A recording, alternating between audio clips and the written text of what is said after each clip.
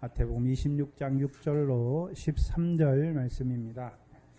마태복음 26장 6절로 13절 말씀입니다. 예수께서 베다니 문둥이 시몬의 집에 계실 때에 한 여자가 매우 귀한 향유 한 옥합을 가지고 나와서 식사하시는 예수의 머리에 부으니 제자들이 보고 분하여 가로되 무슨 의사로 이것을 허비하느뇨? 이것을 많은 값에 팔아 가난한 자들에게 줄 수 있었겠도다 하거늘 예수께서 아시고 저희에게 이르시되 너희가 어찌하여 이 여자를 괴롭게 하느냐? 저가 내게 좋은 일을 하였느니라. 가난한 자들은 항상 너희와 함께 있거니와 나는 항상 함께 있지 아니하리라. 이 여자가 내 몸에 향유를 부은 것은 내 장사를 위하여 함이니라. 내가 진실로 너희에게 이르노니 온 천하에 어디서든지 이 복음이 전파되는 곳에는 이 여자의 행한 일도 말하여 저를 기억하리라 하시니라. 아멘.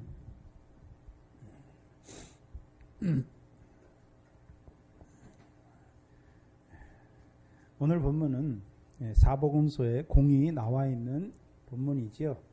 그렇죠? 한 여자가 예수님께 나와서 향유 한 옥합을 가지고 나와서 예수님의 몸에 부었다, 다리에 부었다라는 말씀이죠. 근데 이게 연결되어 있지요. 제일 처음에 이 세 군데에서 나오는데 마태와 마가복음은 똑같은 문맥적 맥락에서 나와요. 그렇죠? 그래서 마가복음 14장을 보시면 마가복음 14장 1절 2절이 뭐냐 하면 이틀이 지나면 유교절과 무교절이라 대제사장과 서기관들이 예수를 궤계로 잡아 죽일 생각을 방책을 구하지요. 그리고 3절에 보시면 예수께서 베다니 문둥이 시몬의 집에서 식사하실 때에 한 여자가 매우 값진 향유 곧 순전한 나도 한 옥합을 가지고 와서 그 옥합을 깨뜨려 예수님의 머리에 부었다. 똑같은 본문이에요. 그러나 이제 누가복음 7장을 보시면 누가복음 7장입니다. 누가복음 7장 36절에 이 본문이 나오죠.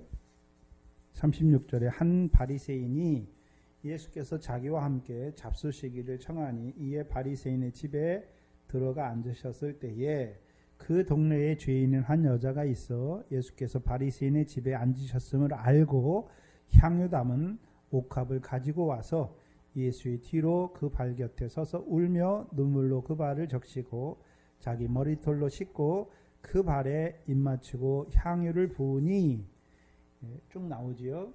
전혀 다른 맥락에서 나오지요. 여기는 6월절에 대한 말씀이 없어요. 그렇죠? 그렇다면 누가복음을 먼저 제일 처음에 봐야 돼요. 누가복음을. 그렇죠? 누가복음에 그렇죠? 이 향유를 주께 붓는 여자를 볼 줄 알아야 그렇죠? 그 다음에 요한복음에 넘어가고 마지막에 마태복음에 넘어오는 것이죠. 그러면 누가복음 7장을 보시면 한 바리새인 그 본문 위에 어떤 본문이 있습니까? 어떤 본문이 있나요? 33절, 34절, 35절이지요.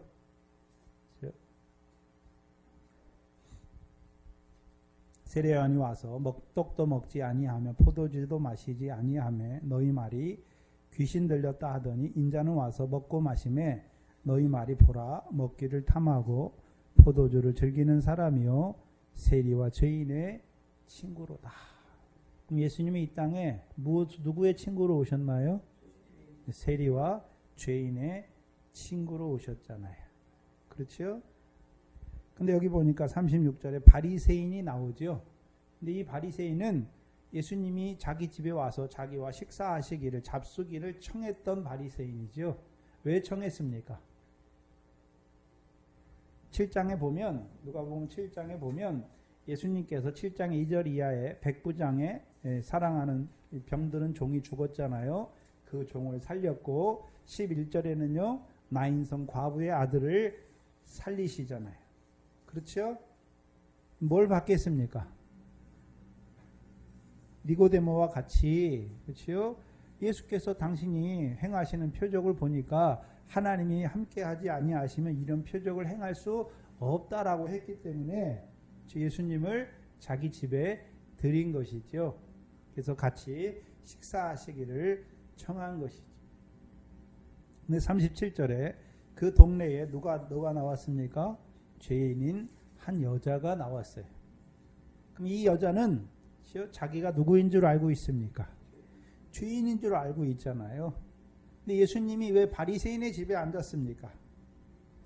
바리새인들은 유대인의 선생이죠. 그럼 유대인들에게 원래 뭘 가르쳐야 됩니까? 율법의 선생인데, 그러면 하나님께서 이스라엘 백성에게 먼저 육적 이스라엘에게 모세를 통해서 율법을 주신 목적이 무엇인지를 가르쳐야지요. 율법을 주신 가장 큰 목적이 무엇입니까? 오실 하나님의 아들 그리스도를 증거하는 것이죠.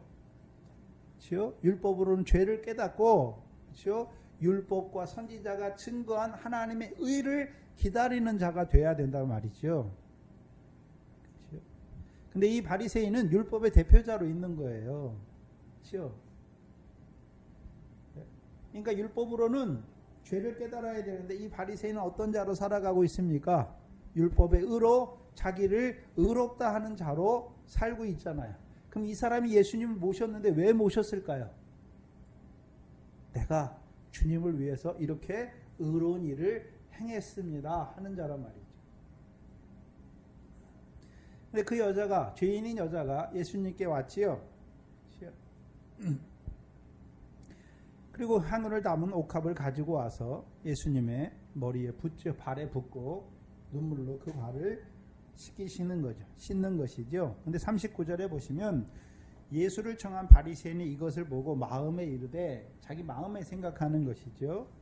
이 사람이 만일 선지자라면 자기를 만지는 이 여자가 누구며 어떠한 자 곧 죄인인 줄 알았으리라.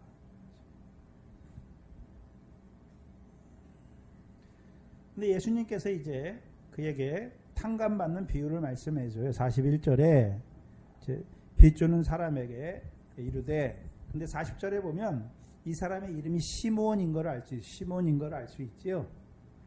시몬의 이름의 뜻은 창세기 30장이죠.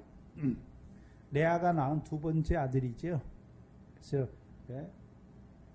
루벤을 낳았는데도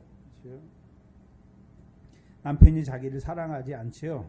그래서 둘째를 낳았는데 시몬이란 이름을 짓는데, 이름의 뜻이 뭐냐 하면 여호와께서 내게 총이 없음을 보시고 이도 내게 더하여 주셨다라는 뜻이에요. 그럼 시몬은 누가 주신 아들입니까? 하나님이 주신 아들이에요. 그래서 여기서 시몬이라고 하는 것은 하나님이 먼저 율법으로 아브라함의 자손으로 선민으로 부르신 자라는 것을 보여주시죠. 하나님의 백성으로 먼저 부르신 자라는 것이죠. 그에게 41절에 빚주는 사람에게 돈을 빌려주는 사람이죠. 빚진 자 둘이 있어 하나는 500데나리온을 졌고 하나는 50데나리온을 졌는데 갚을 것이 없으므로 둘 다 탕감하여 주었으니 둘 중에 누가 더 저를 더 사랑하겠느냐. 그렇죠? 그러니까 시몬이, 그렇죠, 많이 탕감받은 자가 많이 사랑할 것을 말씀하지요. 그리고서 이제 예수님께서 그 비유를 이제 여자와 시몬에게 적용시키시죠. 44절에 여자를 돌아보시며 시몬에게 이르시는 거예요. 여자를 보시며 시몬에게 말씀하시죠. 이 여자를 보느냐? 내가 내 집에 들어오매 너는 내게 발 씻을 물도 주지 아니하였으되 이 여자는 눈물로 내 발을 적시고 그 머리털로 씻었으며 너는 내게 입맞추지 아니하였으되 저는 내가 들어올 때부터 내 발에 입맞추기를 그치지 아니하였으며 너는 내 머리에 감람류도 붓지 아니하였으되 저는 향유를 내 발에 부었느니라.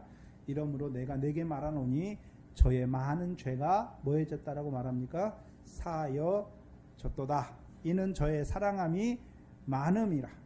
사함을 받은 일이 적은 자는 적게 사랑하느니라 말씀하시죠. 그럼 거꾸로 돌려서 생각해봐요. 이 여자는 사함을 받은 일이 적습니까? 많습니까? 많지요. 많으니까 저를 사랑하는 것도 많이 사랑하는 것이죠. 근데 사랑하는 것이 뭘로 나왔습니까? 발을, 향유를 옥합에 예수님의 발에 깨뜨리고 그렇죠? 그 발을 머리털과 눈물로 씻는 것이죠. 그리고 48절에 이에 여자에게 이르되 무엇을 얻었다 말씀하십니까? 내 죄사함을 얻었느니라. 그리고 50절이 중요하지요. 예수께서 여자에게 이르시되 내 믿음이 너를 뭐했다라고 말씀하십니까? 내 믿음이 너를 뭐했다고요? 구원하였다. 그럼 이 여자는 뭐가 있는 여자였습니까? 믿음이 있었죠. 그렇죠? 그 믿음이 있잖아요. 무슨 믿음입니까? 앞에 본문을 봐야죠. 35절이죠. 지혜는 자기의 모든 자녀로 인하여 옳다함을 얻느니라 말씀하시죠. 그래서 예수님 그리스도를 말할 때 우리가 고린도전서 1장이죠. 그리스도는 하나님의 지혜다라고 말씀하시죠. 지혜잖아요. 그리스도는 하나님의 지혜예요. 하나님의 지혜라는 말이 뭘까요? 십자가의 도잖아요. 하나님의 지혜가 뭐냐 하면 자기 아들을 보내셔서 모든 사람을 대신하여 죽음을 맛보게 하시는 것이죠. 그래서 고린도후서 5장 21절에 그렇죠? 죄를 짓지 아니하였지만 모든 사람을 하나님 앞에 의로운 자로 세우기 위하여 율법의 마침이 되신 그리스도잖아요. 그게 하나님의 지혜예요. 하나님이 자기 백성을 그렇죠? 구원하시는데 누구를 통해서 구원하시는 것입니까? 자기 아들을 통해서, 죄 없는 자기 아들을 통해서 하나님의 백성들을 구원하시는 것이죠. 그래서 그리스도는 하나님의 지혜잖아요. 그렇죠? 그래서 그 지혜가 십자가의 도로 나타나는 것이죠. 그렇죠? 그래서 그 십자가를 통해서 하나님이 우리를 어떻게 사랑하셨는 줄을 아는 거예요. 그게 지혜예요. 지혜.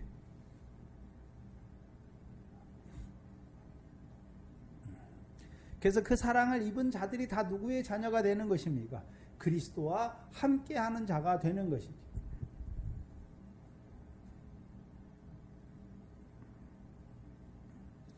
그럼 이 여자는 그렇죠? 여기서는 누가복음 본문에서는 그렇죠? 장사를 위한다는 본문이 없어요. 그렇죠?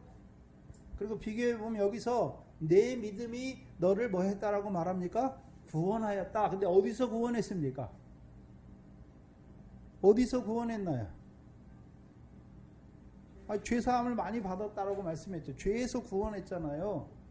근데 생각해 봐야 되는 게 있어요. 그 앞에 본문에 세례 요한이 있죠. 세례 요한 33절에. 근데 7장 29절 30절에 보시면 모든 백성과 세리들은 이미 세례 요한의 세례를 받은지라 이 말씀을 듣고 하나님을 의롭다 하되 오직 바리새인들과 율법사들은 그 세례를 받지 아니한지라 스스로 하나님의 뜻을 저버렸다라고 말씀했잖아요. 이 바리새인은 누구의 뜻을 저버린 자입니까? 하나님의 뜻을 저버린 자지요. 그럼 세례 요한이 무엇을 주고 있습니까? 물 세례지요. 누구에 대해서 말하는 것입니까? 세상 죄를 지고 가는 하나님의 어린 양에 대해서 말한 것이죠.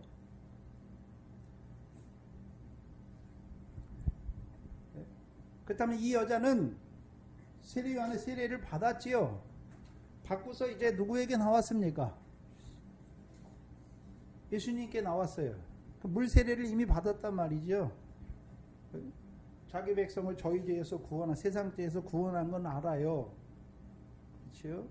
근데 왜 그 여자가 또 향유를 깨뜨리는 것입니까? 죄사함을 받았다라고 말씀했잖아요. 믿음으로 구원을 받았다라고 말씀하잖아요.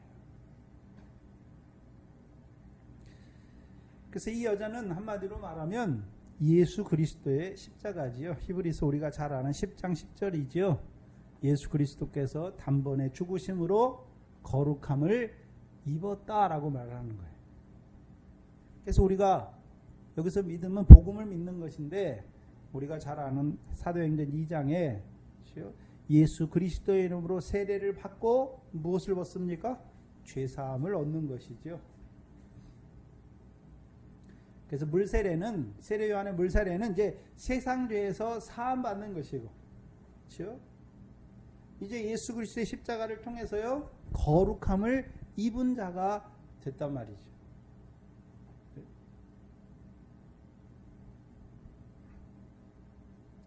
복음이 믿어진 자를 말하는, 예수 그리스도의 이름으로 세례를 받고 죄사함을 얻고 성령을 선물로 받는 자가 되는 것을 보여주시는 거예요.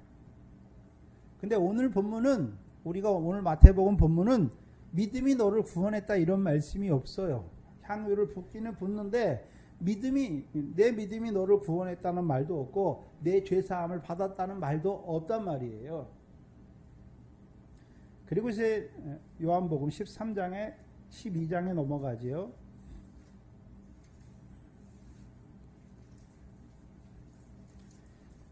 요한복음 12장 1절 이하에, 여기서는 이제 6월절 엿새 전이죠. 여기서는 6월절 엿새 전이에요. 6월절 엿새 전에 예수께서 베다니에 이르시니 그곳은 예수께서 죽은 자 가운데서 살리신 나사로에 있는 곳이라. 예수께서 거기서 예수를 위하여 잔치할세 마르다는 이를 보고 나사로는 예수와 함께 앉은 자 중에 있더라. 마리아는 극히 비싼 향유 곧 순전한 나드 한 근을 가져다가 예수의 발에 붓고 자기 머리털로 그 발을 씻으니 향유 냄새가 그 집에 가득하더라. 4절에 보면 제자 중 하나로서 예수를 잡아줄 가룟 유다가 말하되 이 향유를 어찌하여 300데나리에 팔아 가난한 자들에게 주지 아니하였느냐 하니, 이렇게 말하면 가난한 자들을 생각함이 아니요 저는 도적이라 돈깨를 맞고 거기 넣는 것을 훔쳐 가밀어라. 예수께서 가라사대 저를 가만두어 나의 장사할 나를 위하여 이를 두게 하라. 가난한 자들은 항상 너희와 함께 있거니와 나는 항상 있지 아니하리라 하시지요. 여기서 막달라 마리아가 붙는 거잖아요. 근데 이 마리아를 봐야 되는데 요한복음 11장 2절에 봐야 되죠. 2절에 요한복음 11장 2절에 이 마리아는 향유를 주께 붓고 머리털로 주의 발을 씻기던 자요 병든 자는 그의 오랍이라 말씀하죠. 그렇다면 이 마리아가 향유를 몇 번 주께 붓습니까? 향유를 몇 번 주께 붓나요? 2번 붓잖아요. 2번. 그렇죠? 근데 이미 요한복음 11장에서는 이미 이 여자는 예수께 향유를 붓고 머리털로 그 발을 씻기던 자라 했으니까 이 본문이 어디 본문을 말하는 것입니까? 누가복음 7장의 본문을 말하는 것이죠. 그럼 이 여자는 믿음으로 구원을 받은 여자란 말이에요. 그렇죠? 그래서 누가복음 7장의 여자가 마리아예요. 이 여자예요. 막달라 마리아죠.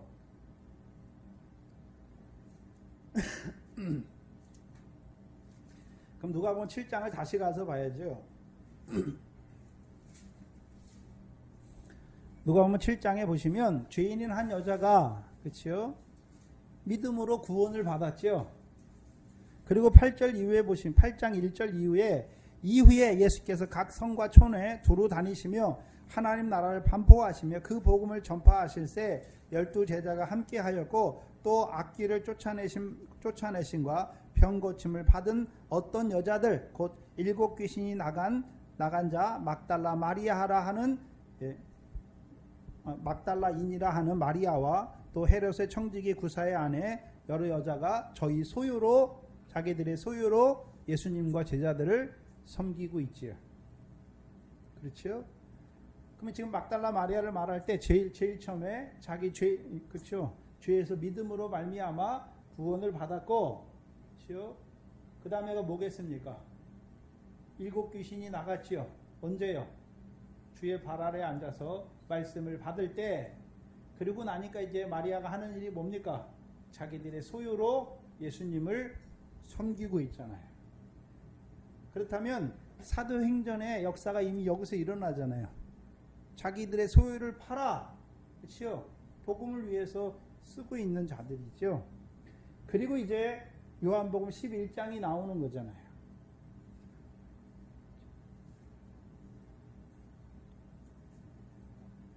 향유를 주께 붓고 머리털로 주의 발을 씻기던 마리아예요. 그리고서 이제 12장에서 이제 두 번째, 그렇죠? 6월절 엿새 전에 그 베다니에서 마리 막달라 마리아가 예수님의 머리에 발에 향유를 붓지요. 그리고서 예수께서 17절에 가만두어라. 저를 가만두어 나의 장사를 나를 위하여 일을 두게 하라 라고 말씀하시죠. 근데 여기는 6월절 엿새 전이에요. 그렇다면 마태복음과 마가복음은 6월절 엿새 전입니까? 6월절 이틀 전입니까? 6월절 이틀 전이 6월절 이틀 전에.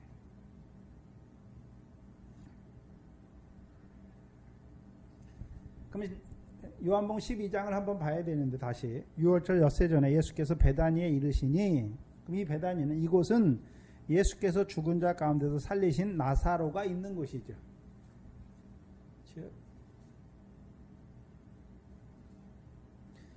그럼 예수께서 죽은 자 가운데서 나사로를 살리신 것이죠.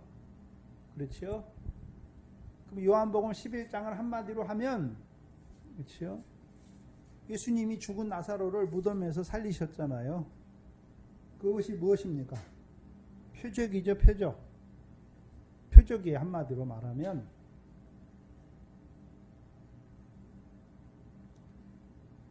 그럼 표적은 예수가 하나님의 아들 그리스도임을 나타내는 게 표적이지요. 그렇죠? 그럼 여기서는 어떤 그리스도입니까?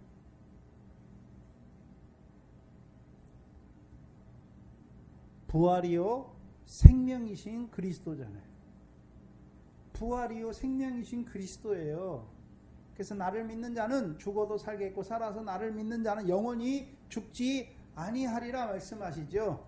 그러니까 막 마르다가 마지막 날에는 내 오라비가 다시 살 줄을 아나이다라고 말하잖아요.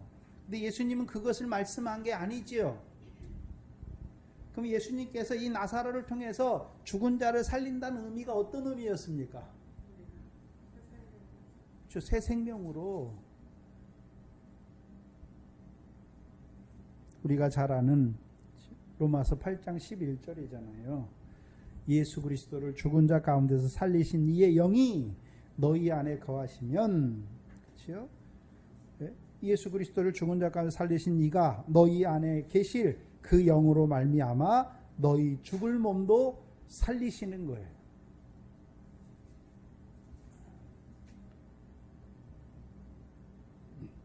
그럼 나사로를 어떠한 생명으로 살리셨습니까?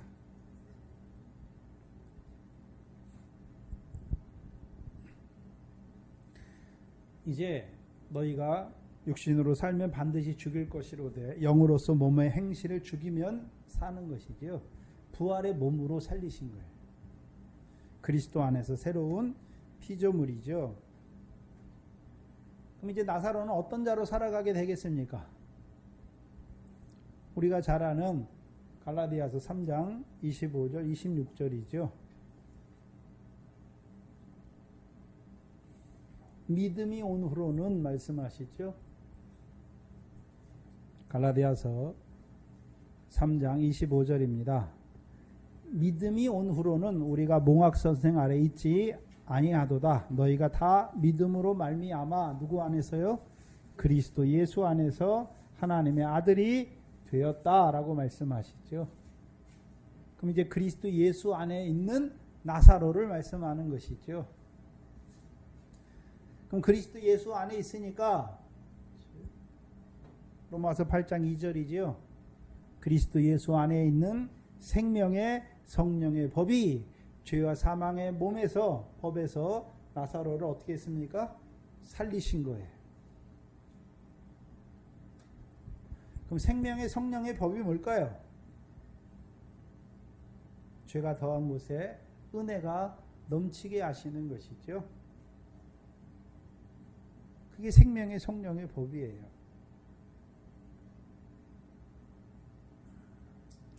우리가 원래 죄를 지으면 죄의 삭은 사망인데, 근데요, 그리스도가 우리와 함께 하시니까, 그리스도 안에 있는 생명의 성령의 법이 함께 하시니까 죄와 사망의 법에서 우리를 해방시키시는 것이죠.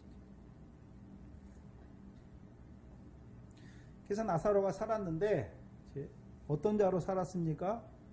에베소 2장에서는 어떻게 표현합니까? 그리스도 예수 안에서 하늘에 안침받은 자로 산 것이죠. 그러니까 육신은 이 땅에 살고 있는데 이제 어디 것을 찾는 자가 되는 것입니까? 하늘의 것을 찾는 자가 되는 거예요. 그것을 다른 말로 고린도후서 5장에서는 그걸 뭐라고 표현합니까? 위로부터 오는 처소를 덧입는 자로 살아가는 나사로가 된 것이죠.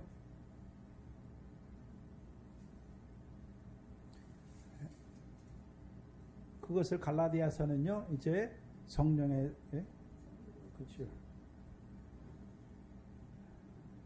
성령을 쫓아 행하면 육체의 소욕을 이루지 않는 자로 살아가게 하시는 거예요. 그리스도인데 부활이요 생명이신 그리스도죠. 우리를 이제 살리시는 거예요. 그리스도 예수 안에 있는 생명의 성령의 법으로 죄와 사망의 법에서 우리를 해방시키시는, 살리신단 말이죠. 살리시니까 이제 우리가 어떤 자로 살아갈 수 있는 것입니까? 유업을 잇는 자로 살아갈 수가 있는 것이지.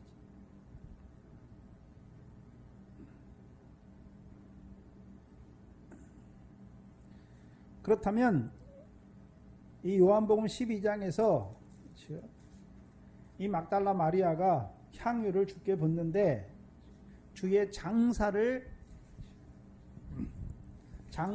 나를 위하여 이를 주게 하라 말씀하시죠. 근데 여기는 누가복음과 다른 것은 마리아가 이걸 붓고 뭐 죄사함을 받았다, 믿음으로 구원받았다 이런 내용은 안 나오지요. 그렇죠? 나의 장사를 나를 위하여 이를 두라 말씀하시죠. 근데 마태복음과도 차이가 있어요. 마태복음과의 차이는 마태복음과 비슷한데 마태복음과의 차이는 무엇입니까? 여긴 6월절 엿새 전이고 마태복음은 이틀 전이에요. 또 하나가 있어요. 또 하나가 무엇입니까? 마태복음에는 이 복음이 전파되는 곳에서 이 여자의 행한 일도 전파되어서 저를 기억하게 하시는 것이죠. 근데 오늘 본문, 이 요한복음 본문에서는 이 여자가 복음이 전파되는 곳에 이 복음이 전파되는 될 때에 이 여자의 행한 일도 말하여 저를 기념하라는 말씀은 없어요.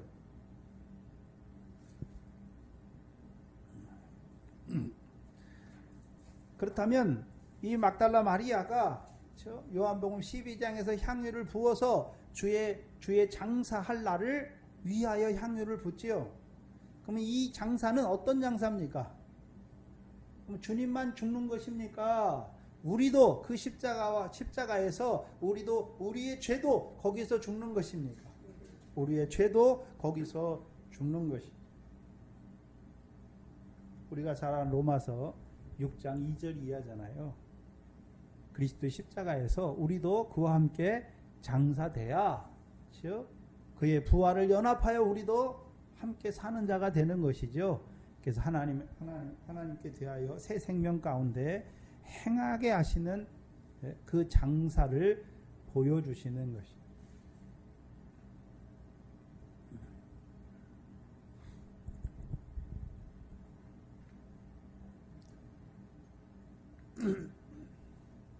그렇다면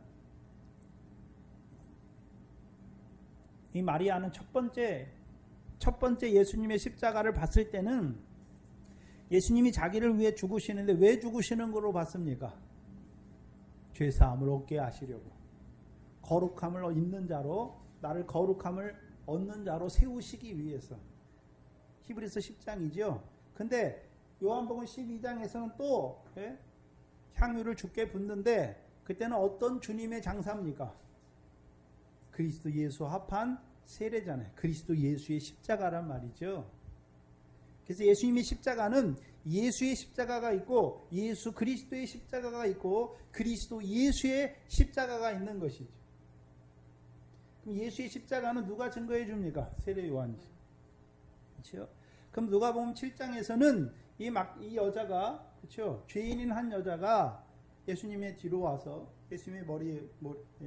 예수님의 발에 향유를 붓고 머리털과 눈물로 그 발을 씻는 이유가 무엇입니까?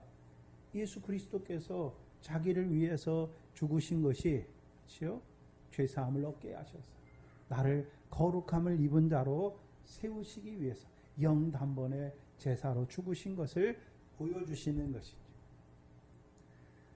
그리고 이제 요한복음 12장에서는요, 예수님의 장사인데 그 장사는 예수님만 거기서 죽는 것입니까?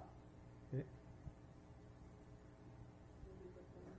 우리도 거기서 그리스도와 함께 거기서 우리의 죄도 장사되는 것이죠. 육체와 함께 정과 욕심도 거기서 죽는 장사를 보여주시는 거예요.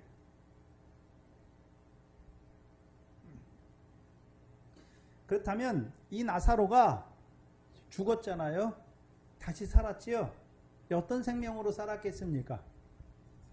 유업을, 그리스도 예수 안에서 유업을 바라보는 아들이죠. 그렇죠? 그럼 그리스도 예수 안에서 유업을 바라본다고 다 죽는 것입니까? 성령을 쫓아 행할 때 육체와 함께 정과 욕심이 죽는 것이죠.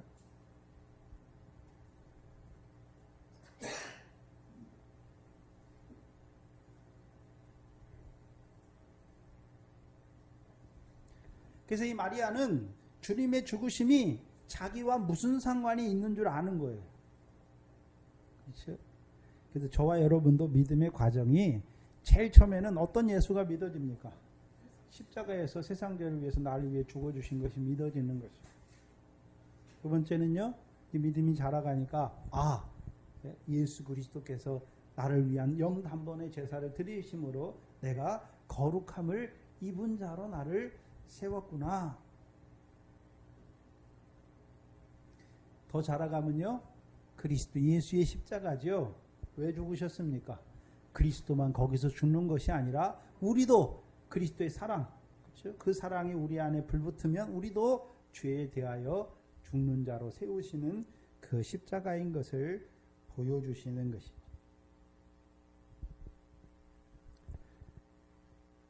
그래서 우리가 잘 아는 디모데전서 1장 15절 16절이지요. 디모데전서 1장 15절 16절을 한번 찾아보지요.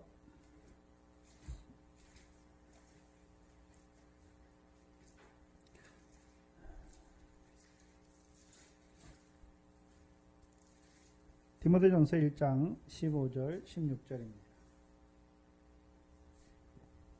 빛보다 모든 사람이 받을 만한 이 말이요. 누가 임하셨습니까? 그리스도 예수께서 죄인을 구원하시려고 세상에 임하셨다 하셨도다. 죄인 중에 내가 괴순이라. 그러나 내가 긍휼을 입은 까닭은 예수 그리스도께서 내게 먼저 1절 오래 참으심을 보이사 후에 주를 믿어 영생 얻는 자들에게 본이 되게 하려 하심이라. 그럼 그리스도 예수께서 죄인을 구원하시려고 이 땅에 오셨죠.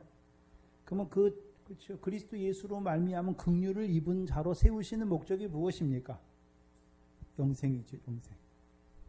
그렇죠? 영생이에요, 영생. 그 사도 바울이 먼저 그 긍휼을 입었죠. 그 사도 바울을 통해서 그리스도 예수를 증거해 주어서 이제 다른 사람들도 뭘 잊게 하는 것입니까? 긍휼을 입은 자로 세우시는 목적이 무엇입니까? 영생이죠, 영생. 그렇다면 우리가 언제부터 영생하는 자가 되는 것입니까?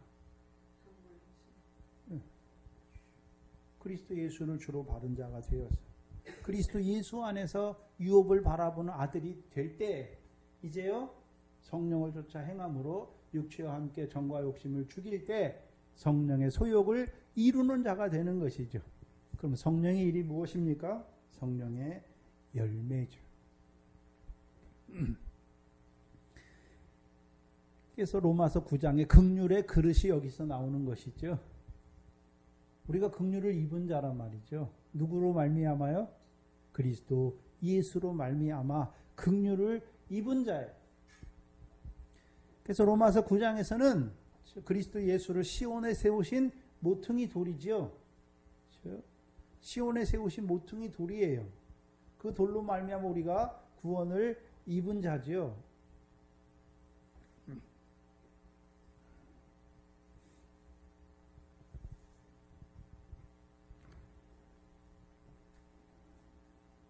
그래서 마리아는 예수님의 장사가 무엇인지를 보여주는 거예요. 그렇죠? 그렇기 때문에 요한복음에서 마리아가 예수님의 장사의 의미를 가장 먼저 깨달았기 때문에 예수님의 부활도 가장 먼저 보는 자가 되는 거예요. 가장 먼저 보는 자가 되는 거예요.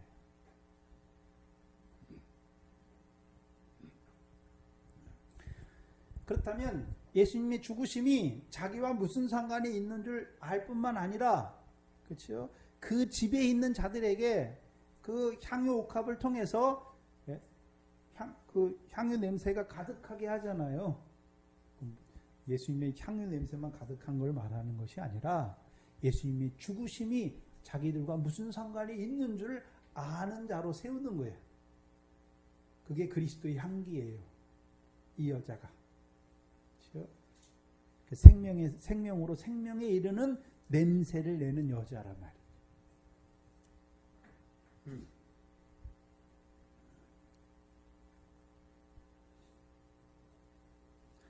그렇다면 이제 오늘 본문에 다시 와서 봐야 되는데, 오늘 본문에 26장에, 마태복음 26장에 다시 와서 보시면, 그 앞에가 보시면 26장 2절이죠. 2절. 너희 아는 바와 같이 이틀이 지나면 무엇입니까? 6월절이죠. 이틀이 지나면 6월절이에요. 그런데 오늘 이 6월절을 말씀하시기 전에, 이틀 전에 6월절을 말씀하시기 전에 예수님이 제자들에게 이 모든 말씀을 다 마치셨죠. 그래서 이들은 이제 인자의 오심을 위한 세상 끝의 징조의 말씀까지 받아먹은 자들에게 인자의 6월절을 말씀하시는 거예요. 그렇죠?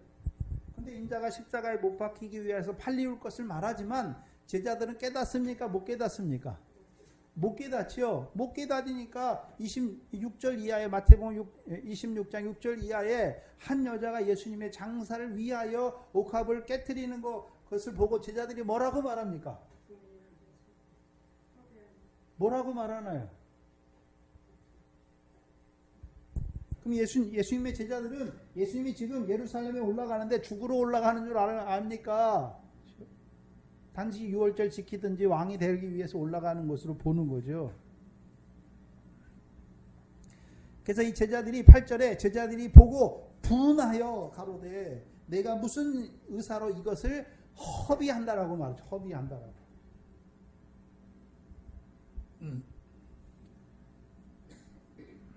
근데 예수님께서는 10절에 보시면 마지막 절에 저가 내게 좋은 일을 하였다라고 말하죠. 좋은 일을. 전혀 다르죠. 제자들의 관점은 허비하는 것으로 봤고 예수님은 뭐라고 말합니까? 저가 내게 좋은 일을 했다라고 말씀하시는 거예요.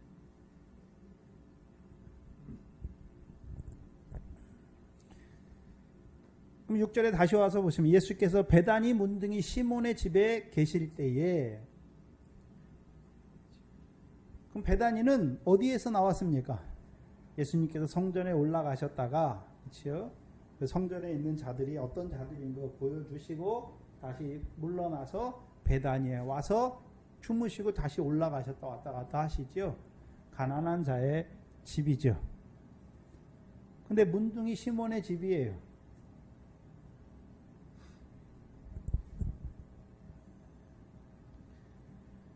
왜 문둥이 시몬의 집입니까?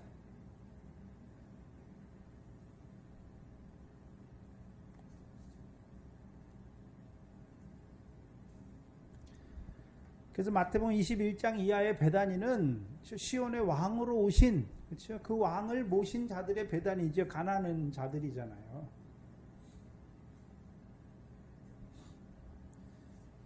그 때문에 시온에 오시는 왕으로 말미암아, 그렇죠? 그 구원을 바라보는 자들임에도 불구하고, 자기는 아무것도 할 수 없다는 것을 바라보는 자들의 배단이에요.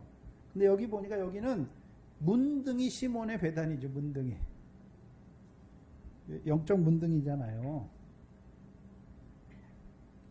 생각해 보세요. 주님의 뜻은 무엇입니까?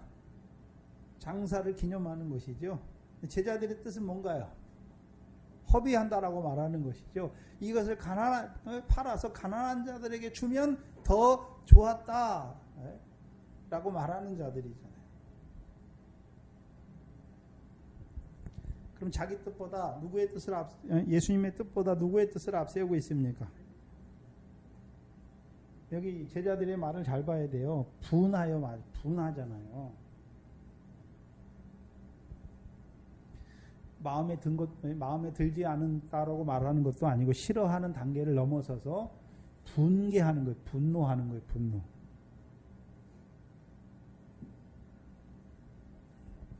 (7절에) 한 여자가 매우 귀한 향유 한 옥합을 가지고 나와서 식사하는 예수의 머리에 붓죠. 여기서는 이제 머리에 부어요. 다른 데서는 다 발에 부어요. 누가복음과 요한복음도 발에 부어요. 근데 여기서는 어디에 붓는다라고 말합니까? 머리에 부어요. 머리에.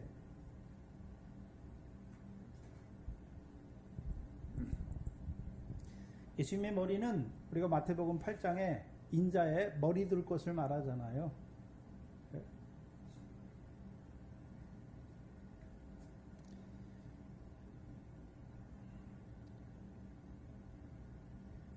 근데 식사하시는 예수님의 머리에 붓죠. 그럼 예수님의 식사는 양식은 무엇입니까? 나를 보내신 이의 뜻을 행하고 그의 일을 온전히 이루는 것이죠. 그럼 예수님께서 죽으시는데 이제 유월절 이틀 전에 예수님께서 죽으실 것을 말씀하시는데 그 죽으심을 위해서 예수님의 머리에 향유를 붓는 것이죠. 왜 죽으시는 것입니까? 마지막 5번째 가르침이 무엇입니까? 인자의 오심을 위한 세상 끝에 징조를 말씀하셨죠. 왜 죽으러 가십니까? 제3일에 다시 살아나시기 위해서 죽으시러 가시는 것이죠. 그럼 자기만 다시 살아나시는 것입니까? 너희도 주와 복음을 위하여 목숨을 잃는 자는 제3일에 살아나게 하시는 것이죠.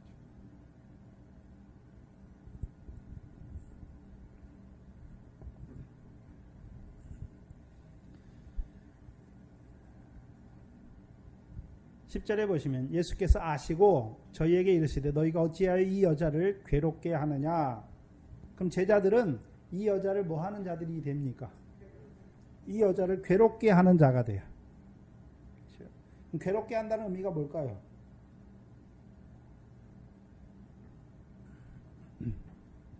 제자들 생각에는 이것을 팔아서 가난한 자들에 주는 것이 더 좋잖아요.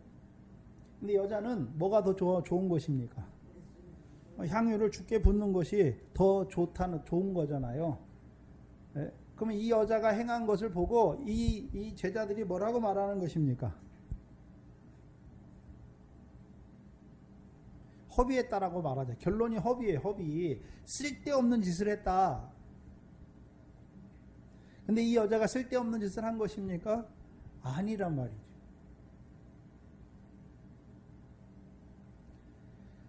그러면 제자들은 이 여자가 향유를 주께 붓는 그 의미가 무엇인지를 알지 못하는 거예요. 사도 바울이 이제 2차 전도여행을 3차 전도여행을 끝나고 예루살렘에 올라가잖아요. 그래서 예루살렘의 결박과 죽는 것도 예비되어 있는데 글이 올라간다고 하니까 에베소에 있는 교인들이 말리잖아요. 왜요? 울면서 말리잖아요. 똑같은 거예요. 만약에 주께서 제자들에게 말씀하지 아니하시면 이제 더 나아가서 이 여자를 뭐라고 비방하는 자가 되는 거예요. 비난하는 자들이 된단 말이죠. 그 지금 뭘 보여주시냐면 예수님 주의 머리에 붓잖아요. 그런데 12절에 가면 이 여자가 내 몸에 향유를 부었다라고 말씀하시죠. 그렇죠? 내 몸에 향유를 붓다라고 말씀하세요.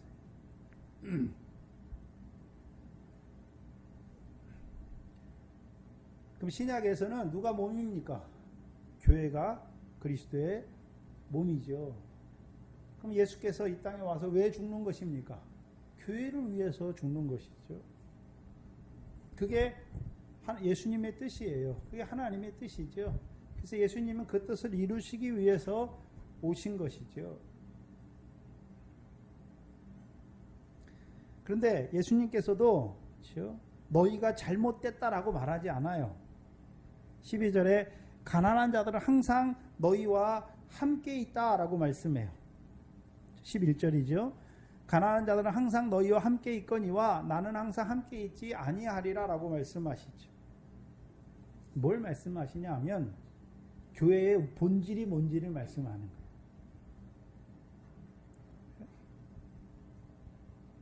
교회가 물론 구제도 해야 돼요. 가난한 자들을 살펴야 되는데 그게 본질적인 것은 아니라는 거예요. 물론 가난한 자들을 돕는 것도 도와야 돼요. 근데 가난한 자들은 너희와 항상 함께 있다는 것이죠. 근데 예수님은요. 나는 항상 너희와 함께 있지 아니하다라고 말하는 것이죠. 그럼 본질은 무엇입니까? 교회가 해야 되는 본질이요. 주의 죽으심을 전하는 것이죠. 주의 죽으심을 전하는 거예요. 본질은. 그래서 성찬과 고린도전서 11장에 주의 몸과 잔에 참여한 자들은 주께서 오실 때까지 주의 죽으심을 전해야 되는 의무가 있는 거예요. 그게 의무예요. 의무. 그 의무라고 하는 것을 다른 말로 바꾸면 그게 교회의 본질이란 말이에요. 교회의 본질이 뭐라고요? 주의 죽으심을 전하는 거예요. 물론 교회가 구제도 하고 모두 해야 돼요. 왜요? 구제하는 거 상이 있으니까. 근데 본질은 무엇입니까? 주의 죽으심을 전하는 게 본질이란 말이죠. 주의 죽으심을 전하는 게 본질이에요. 구제하는 것은 상이 있는 것인데 그게 본질적인 게 아니란 말이죠.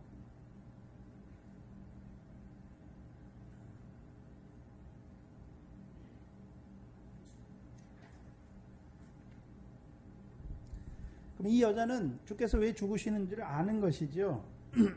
12절에 이 여자가 내 몸에 향유를 부은 것은 내 장사를 위하여 함이다. 그럼 주의 죽으심을 안다는 의미가 뭘까요? 여러 가지가 있을 수가 있어요. 믿음에 따라서 다른 것이죠.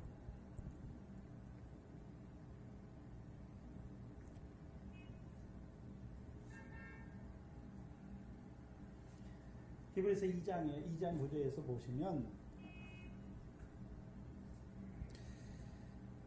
2장을 한번 보시죠.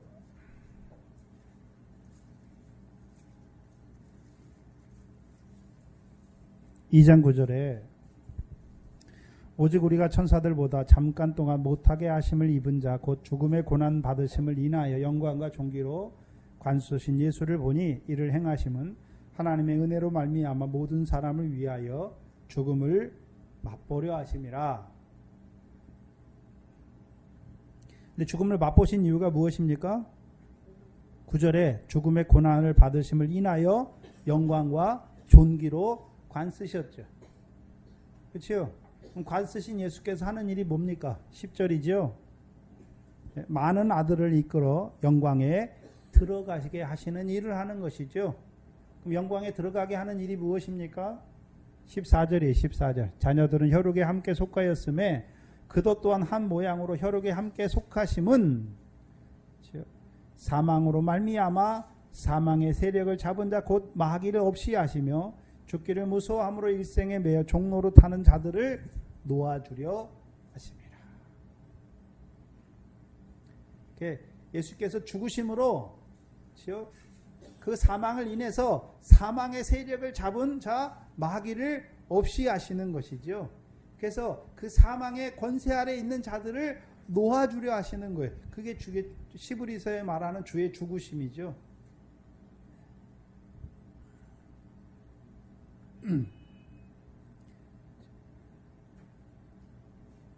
죽으시고 오늘도 우리의 제사장이 되셨잖아요. 하늘에서. 그럼 제사장이 되셔서 하시는 일이 무엇입니까? 우리를 하나님의 영광으로 이끄시는 것이죠. 그렇다면 여기는 6월절 엿새 전이에요. 또한 예수님께서 제자들에게 5번째 강화의 말씀, 인자의 오심과 인자의 오심을 위한 세상 끝의 징조에 관한 말씀을 가르쳐 주신 것이죠. 그럼 그들도 이제 인자가 오실 때, 인자가 처음부터 오셨습니까? 멸망에 가증한 것이 거룩한 것에 서는 것입니까? 멸망에 가증한 것이 거룩한 곳에 서는 이유가 무엇입니까? 예수의 증거와 하나님의 말씀을 인하여 복배임을 받은 자들로 세우는 것이죠. 그래서 이제 그 첫째 부활에 6월절 엿새 이틀 전이니까 그렇죠? 제3일에 살아나는 자로. 그럼 예수님께서 제3일에 살아나시잖아요. 그래서 예수님께서 오셔서 죽으심으로 복음시대가 이루어진 거죠. 그리스도의 고난과 영광에 들어가셨잖아요. 그리고 이제 이틀 동안 성령시대가 시작되고 제3일이니까 천년왕국. 성령시대 이틀이 지나면 이제 천년왕국이 시작되는 때를 보여주시는 거예요. 그럼 여기서 말하는 예수님의 죽으심은 우리를요, 마태복음 16장 21절에 고난받고 죽으심으로 제3일에 살아나야 할 것을 가르치신 것이죠. 그럼 예수님의 그 고난과 죽음이 이제 우리와 무슨 상관이 있는 줄 알게 하시는 거예요. 그래서 요한복음 12장에 예수님의 장사는 우리도 그리스도의 십자가에서 우리의 육체와 함께 정과 욕심이 죽는 것이고, 여기서 말하는 예수님의 장사는 예수님만 죽는 것입니까? 우리도 하나님의 계명과 예수의 증거를 인해서 목배임을 받는 자가 되는 그 장사를 보여주시는 거예요.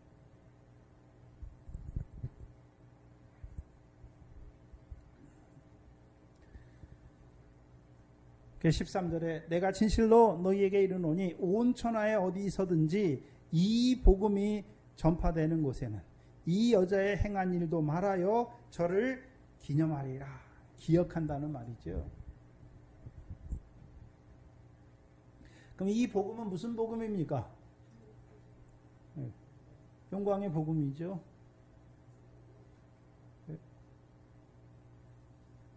여기서 말하는 신랑 예수의 십자가는 신랑 예수의 십자가예요. 그렇죠? 예수님만 죽으시는 것이 아니라 우리에게도 고난과 죽음과 제3일에 살아날 것을 가르쳐 주어서 우리도 주를 위하여 목숨을 잃는 자가 되게 하셔서 인자가 아버지의 영광으로 올 때에 각 사람의 행한 대로 갚아주시기 위해서.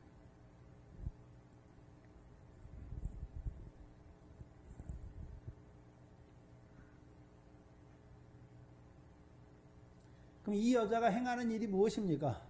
주님의 죽으심이 어떤 의미가 있는지를 나타내 주는 거예요, 지금. 그래서 저와 여러분이 구제하는 거 상이 있어요. 그렇죠? 그러면 이제 첫 3년번 환난 때 나는 구제하고 금식하고 기도하는 거, 그거 하는 것 때문에 십자가에 예수 말씀 지키다가 안 죽을래, 순교 안 할래. 그건 아니란 말이죠. 어느 것이 먼저이고 어느 것이 큰 것이고 어느 것이 중요한 것인 줄 알아야 하는 것이죠. 그래서 구제하는 그것 때문에 순교하지 않는 것은 본말이 전조되는 거예요. 전혀 다른 거란 말이죠. 그래서 이 복음이 전파되는 곳에는 이 여자의 행한 일도 말하여 저를 기억하리라. 이 여자가 행한 일이 무엇입니까? 주의 장사를 보여주시는 거잖아요. 주의 장사예요. 주의 장사.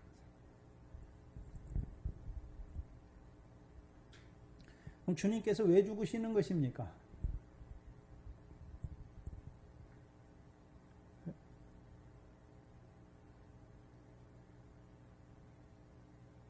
아버지의 영광으로 그 천사들과 함께 오시기 위해서.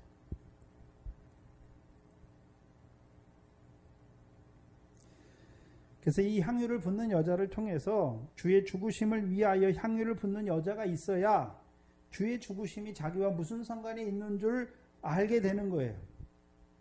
알아야 이제 자기도 주님만 죽는 것이 아니라 자기도 고난받고 죽임을 당하여 제3일에 살아나는 자로 살게 되는 것이죠.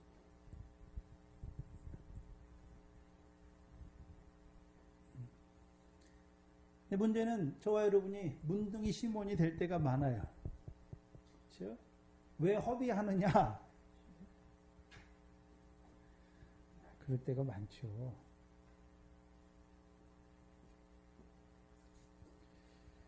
그 순교자들의 그 자손들을 보면 그렇죠? 자기 아버지가 믿음 지키다가 죽잖아요. 그걸 젊었을 땐 되게 원망해요. 그렇죠? 부모가 있어서 어려서 이렇게 좀 그냥 일반 목사들처럼 이렇게 했으면 자기들이 그렇게 고생도 안 하고 교육도 잘 받고 그렇게 했을 건데 아버지가 죽어 놓으니까 어렸을 때 공부도 못하고 뭐도 못하고 그렇죠? 원망을 하잖아요. 근데 그 사람들 믿음이 자라가면 아버지가 믿음을 지키기 위해서 죽으셨구나, 순교했구나 라는 걸 알게 되면 그걸 자랑스럽게 여기는 거죠. 뿌듯하게 여기는 거잖아요.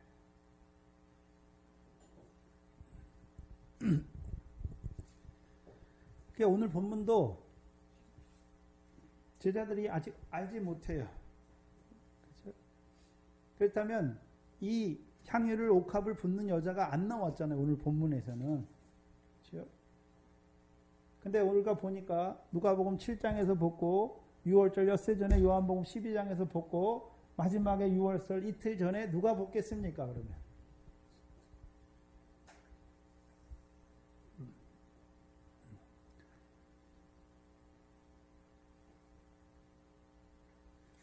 그럼 오늘 그럼 이 여자만 주의 죽으심을 위해서 붓는 것입니까? 그렇죠? 오늘 교회가 해야 되는 일이 무엇입니까? 주의 죽으심을 전하는 거예요. 그게 향기예요. 향기. 고린도후서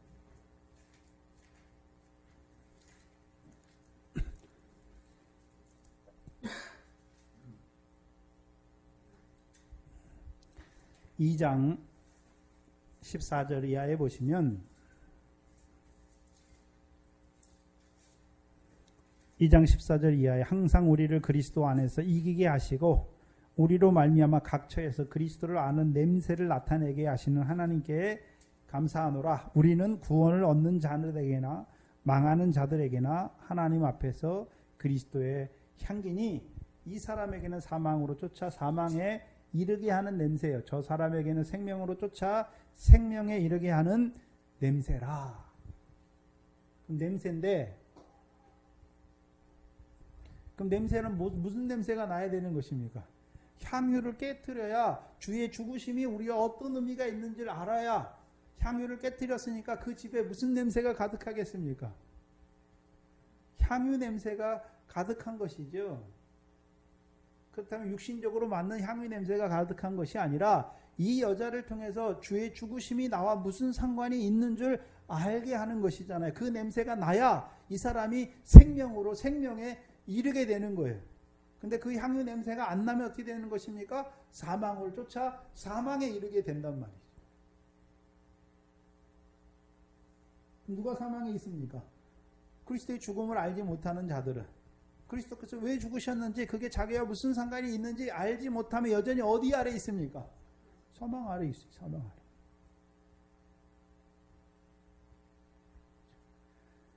그래서 향유를 깨트리는 자가 있어야 되잖아요. 누가 향유를 깨트리는 것입니까? 주의 몸에 참여하셨습니까? 주의 잔에 참여하셨으면 이제 주의 죽으심을 주께서 오실 때까지 전하는 거예요. 그게 우리가 하나님 앞에서 그리스도의 향기예요. 그게 본질이에요. 굳이 하는 것도 좋은데 본질이 뭡니까? 그리스도의 향기로 살아가는 거예요.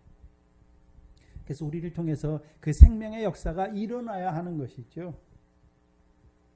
그래서 저와 여러분이 하는 것은 다른 게 없어요. 주께서 왜 죽었는지를 설명하면 되는 거예요. 아볼로가 물세례 하잖아. 예수에 대해서 자세히 말하고 가르치는 거죠. 그게 향기예요.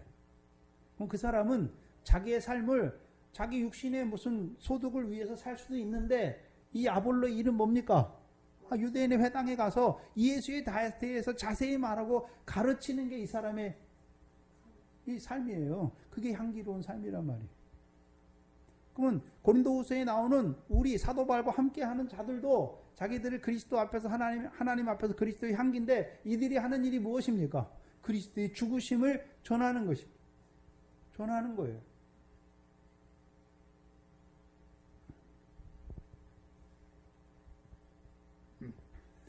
이것을 화목의 지책을 맡았다라고 말씀하시죠. 근데 문둥이 시몬의 집에는 향유 냄새가 가득하지 못해요. 왜요? 주의 죽으심의 의미가 자기와 무슨 상관이 있는 줄 알지 못하면 향유 냄새가 가득하지 못하단 말이에요. 그럼 오늘 이 동산교회는 주의 죽으심의 그 향기가, 그렇죠? 그 장사의 향기가 가득합니까? 특별히 우리를 신랑 예수의 십자가를 통해서 우리도 고난받고 죽임을 당하여 제3일에 살아나게 하는, 그렇죠? 그 그리스도의 장사, 그것이 가득해야죠. 그럼 향기가 가득하면 여러분, 좋은 향기가 나면 어떻습니까? 기분이 좋아지지만 더럽고 썩는 향기가 나면 어떻습니까? 싫어요. 다 코를 막고 얼굴을 찡기리잖아요.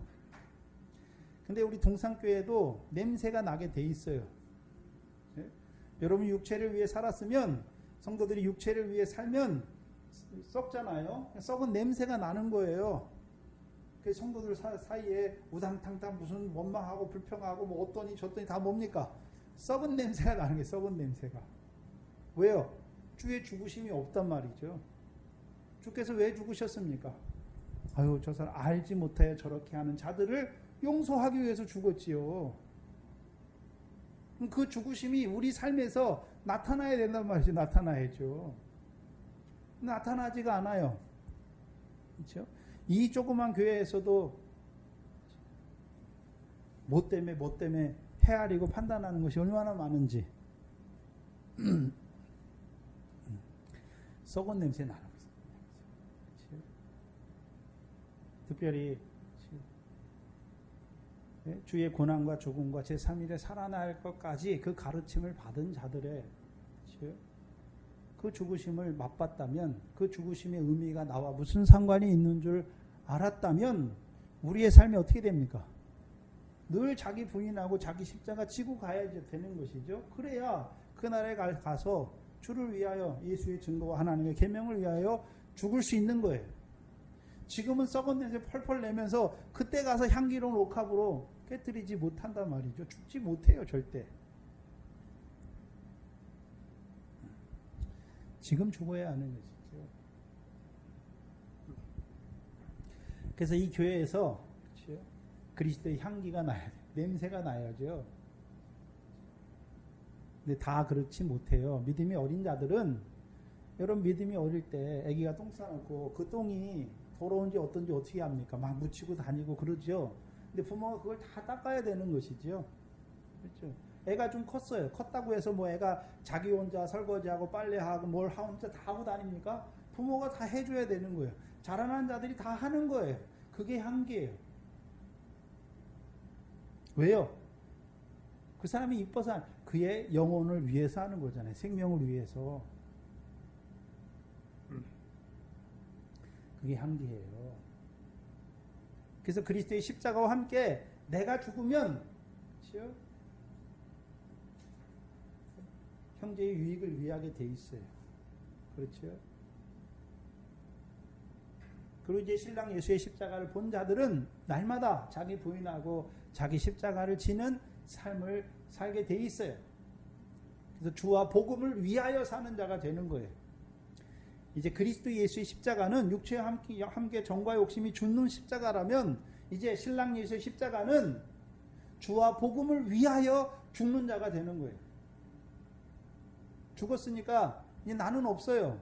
뭘 위해만 사는 것입니까? 주와 복음을 위해서 사는 자가 된단 말이죠. 그게 향기란 말이죠. 그게 하나님이 받으시는 거예요. 그게 하나님이 흠양하는 향기로운 냄새가 되는 거예요. 근데 우리 자신이 향기로운 냄새가 많아야 되죠. 그래서 우리 자신이 온전한 번제가 돼야 돼. 하나님이 흡족히 받으시는 향기로운 냄새가 돼야 되죠.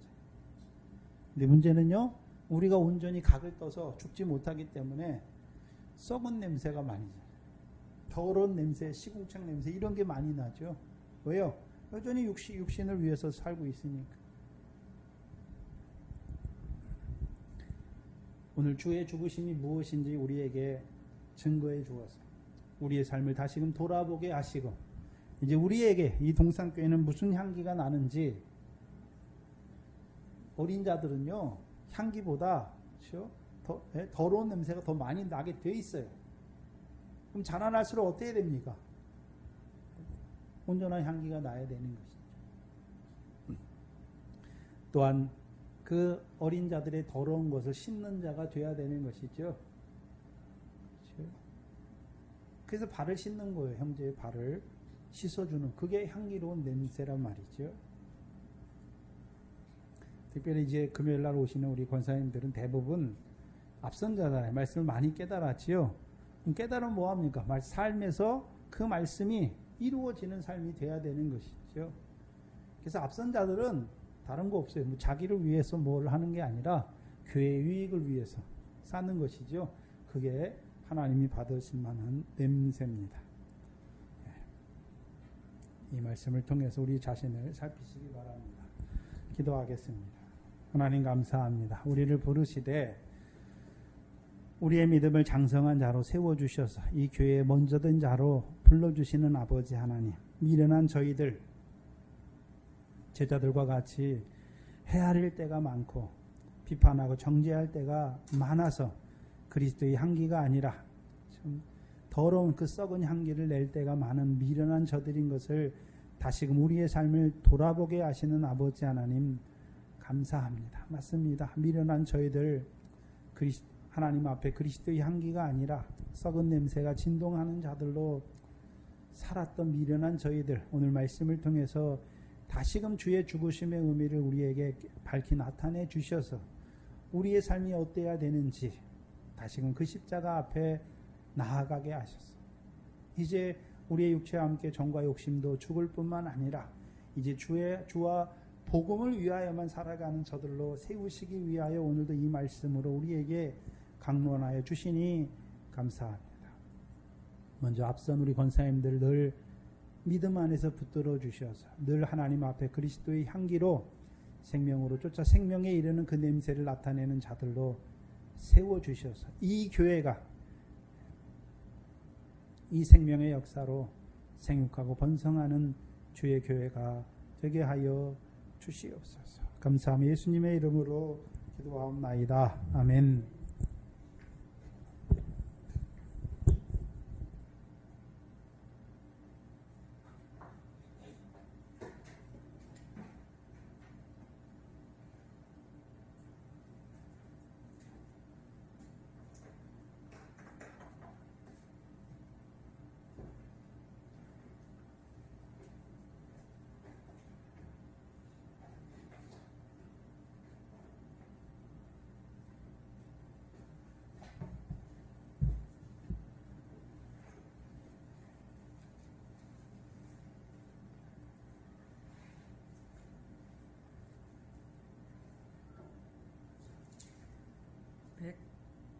(281장)